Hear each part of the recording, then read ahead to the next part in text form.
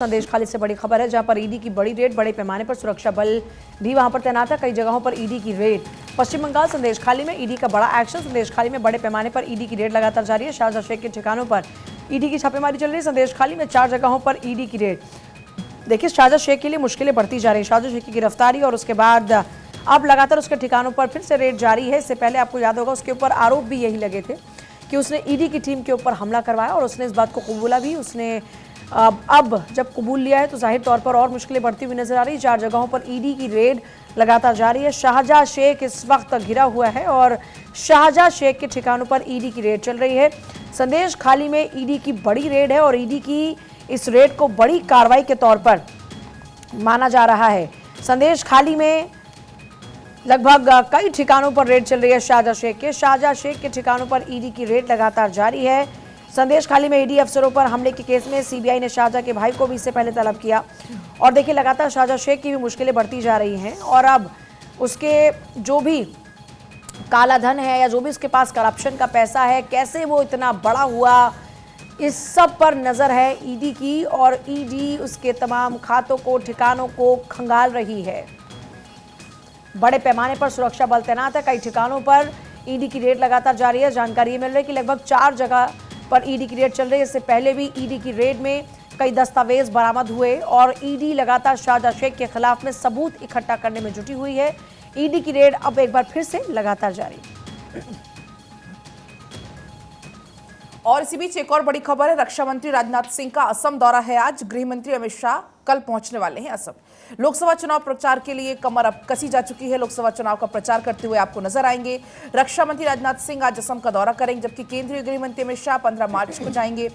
जैसे जैसे लोकसभा चुनाव देखिए नजदीक आ रहा है, वैसे वैसे एक के बाद एक केंद्रीय मंत्री चुनाव प्रचार करने के लिए असम पहुंच रहे हैं। पार्टी सूत्रों के अनुसार आपको बता दें, जो राजनाथ सिंह हैं वो बरपेटा और कोकराझार में 2-2 सभाओं में हिस्सा लेने वाले हैं। वो विशेष विमान से गुवाहाटी पहुंचेंगे और हेलीकॉप्टर से कोकराझार जाएंगे। वो कोकराझार के ग्रीन फील्ड में पार्टी कार्यकर्ताओं के साथ एक चुनाव कार्यशाला में हिस्सा लेंगे और उसके बाद हेलीकॉप्टर से कोकराझार से सीधे बारपेटा पहुंच जाएंगे।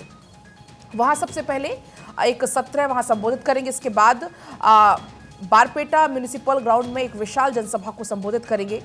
सूत्रों के अनुसार बैठक में लगभग 1 लाख लोगों के शामिल होने की उम्मीद है। इसी तरह अमित शाह 15 मार्च को असम के नगाव जिले में बारदोवा परियोजना का उद्घाटन करेंगे। इसके बाद वो होजाई में एक विशाल जनसभा में शामिल होने वाले हैं। तो ये पूरा कार्यक्रम रहने वाला है आज का और कल का। तो लोकसभा चुनाव के लिए प्रचार भी करते हुए नजर आएंगे और इसी के साथ तमाम सौगातें। आपको बता दें कि सीएम योगी आदित्यनाथ गोंडा दौरे पर रहेंगे। मेडिकल कॉलेज का उद्घाटन सीएम योगी करेंगे। 16.89 अरब की परियोजनाओं की सौगात देंगे। 422 परियोजनाओं का लोकार्पण और शिलान्यास सीएम करेंगे। तो देखिए, तमाम परियोजनाएं और उनका शिलान्यास, लोकार्पण सीएम योगी आदित्यनाथ करते हुए नजर आएंगे। गोंडा दौरा सीएम योगी का काफी इंपॉर्टेंट ये माना जा रहा है। मेडिकल कॉलेज का उद्घाटन सीएम की तरफ से किया जाना है और ऐसे में 16.89 अरब की परियोजनाओं की सौगात जनता को सीएम योगी आदित्यनाथ देते हुए नजर आएंगे। तो एक के बाद एक सौगातें, क्योंकि तमाम वो काम आपने सीएम योगी को हर मंच से ये कहते सुना होगा कि हमने उत्तर प्रदेश की छवि को बदल दिया है। जो लोग पहले उत्तर प्रदेश में इन्वेस्ट नहीं करते थे, बिजनेस नहीं लाते थे, आज वो सब लोग आते हैं, बिजनेस करते हैं और उत्तर प्रदेश ने, हम सब ने वो करके दिखाया है। इच्छा शक्ति की कमी की वजह से उत्तर प्रदेश की छवि में बदलाव पहले नहीं आया, लेकिन इस सरकार ने सब कुछ मुमकिन कर दिखाया है। तमाम विकास के काम किए हैं और लगातार उत्तर प्रदेश आगे बढ़ रहा है। और चलिए एक बार फिर से जरा अखबार के पन्नों को पलटा लेते हैं। सबसे पहले बात इसमें होगी, बीजेपी की जो दूसरी लिस्ट जारी हुई है। लंबे मंथन के बाद बीजेपी ने अपने 72 उम्मीदवारों की दूसरी लिस्ट जारी कर दी है, जिसमें नितिन गडकरी नागपुर से, पीयूष गोयल मुंबई नॉर्थ से चुनाव लड़ेंगे। हरियाणा के पूर्व सीएम करनाल से कैंडिडेट घोषित किए गए हैं। पहली लिस्ट में 16 राज्य और आपको बता दें 2 यूटी से 195 कैंडिडेट थे। पहली और दूसरी लिस्ट को मिलाकर अब कुल मिलाकर 267 उम्मीदवारों के नाम की घोषणा हो गई है। अगर हम बात करें इस पूरे में, राव इंद्रजीत सिंह गुड़गांव से, कृष्णपाल गुर्जर फरीदाबाद से प्रत्याशी घोषित हुए हैं। तो कुल मिलाकर 72 उम्मीदवारों की दूसरी सूची, जिसमें 3 पूर्व सीएम भी शामिल हैं। अगर दिल्ली छोड़ दें तो अगर हम बाकी राज्यों में बात करें तो बड़े चेहरे में कोई ऐसा खास बदलाव नहीं हुआ है इस दूसरी लिस्ट में। अगर बात करें कुल मिलाकर 72 प्रत्याशियों की दूसरी सूची जो कि जारी हुई है, 3 पूर्व सीएम हैं, 15 महिलाएं इसमें शामिल हैं।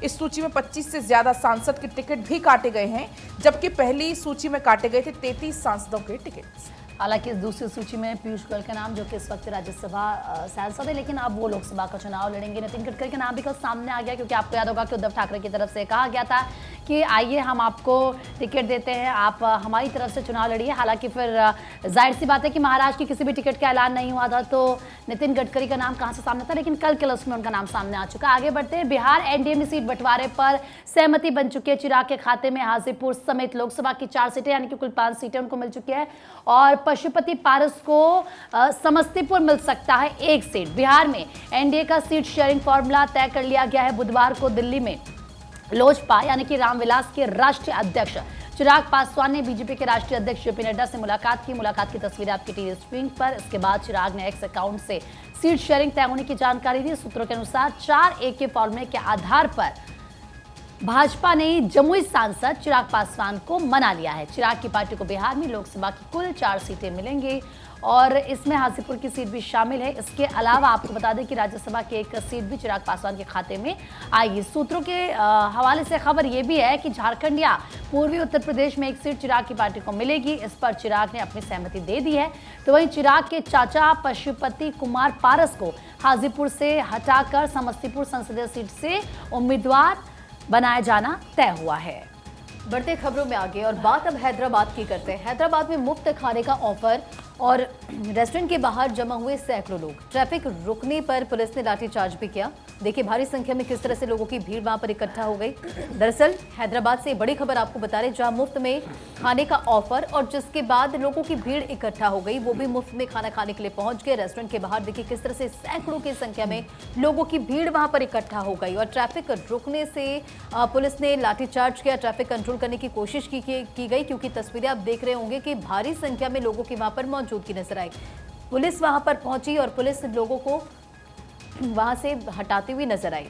तो देखिए ऑफर मिल रहा था यहाँ पर लोगों को, फ्री, और फ्री खाने के चक्कर में पहुंच गई पूरी भीड़, और हालात ऐसे हो गए कि पुलिस को वहां पर आना पड़ा, कंट्रोल लोगों पर करना पड़ा। भारी भीड़, ऐसे लग रहा है पूजा जैसे कि यहाँ पर दर्शन करने के लिए मंदिर में लोग पहुंच रहे हो, या फिर मेला जब लगता है तो इस तरह की तस्वीर नजर आती है, लेकिन फ्री का लालच था।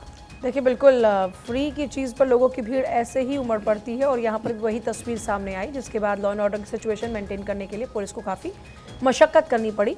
आगे बढ़ते हुए बात करेंगे उत्तर प्रदेश के भर्ती पेपर लीक मामले की, जिसमें आपको याद होगा पुलिस भर्ती मामला जो था काफ़ी सुर्खियों में रहा। हज़ारों भर्तियों को पेपर पढ़कर सुनाया गया था। दिल्ली पुलिस के हेड कांस्टेबल ने डीलिंग की थी।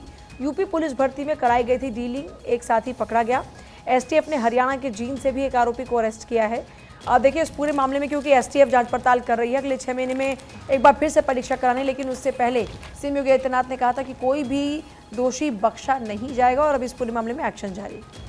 एक खबर, डीआरआई का operation rising sun, UP Bihar Assam में छापेमारी में 61 किलो सोना जब्त हुआ, 13 लाख कैश, 19 लग्जरी कारें बरामद। डीआरआई के ऑपरेशन पर वित्त मंत्री का ट्वीट, ऑपरेशन के लिए डीआरआई की सराहना। निर्मला सीतारमण ने ट्वीट कर तारीफ की है डीआरआई के ऑपरेशन पर, उनका ये ट्वीट, ऑपरेशन के लिए डीआरआई की सराहना की है उन्होंने। और देखिए बरामदगी देखिए, 61 किलो सोना, 13 लाख कैश, 19 लग्जरी कार यानी गाड़ियां बरामद हुई है। यूपी बिहार असम में हुई छापेमारी में ये सब बरामद हुआ। छापेमारी में 61 किलो सोना जब्त हुआ है। यूपी बिहार असम में ये छापेमारी की कार्रवाई में 61 किलो सोना, 13 लाख कैश, 19 लग्जरी कार भी बरामद। डीआरआई का ऑपरेशन राइजिंग सन।